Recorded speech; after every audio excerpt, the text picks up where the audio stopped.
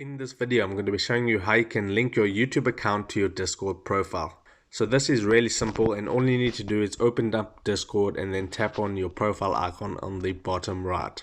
Then you will see an option that says connections. Tap on that, and I don't currently have any connections on my Discord profile, so at the top right it says add. Tap on add and you can connect all these different services. So you have to scroll down to where it says YouTube. Tap on YouTube. It will take you to the sign in with Google. You want to select the account that has your YouTube channel connected. So I'm just going to tap on this one. And then you want to go ahead and select the YouTube channel that you want to connect to Discord. So I'm going to select my channel. And you can read through this, but it is 100% safe to do this. Just tap allow at the bottom right. And now it says connected your YouTube account to Discord. So that is the process to connect your YouTube channel to your Discord profile. If you got some value out of this video, then I would appreciate it if you smash that like button and consider subscribing, because I'm uploading how-to videos about social media and your favorite apps every single day. So with that being said, I'll see you in my next video.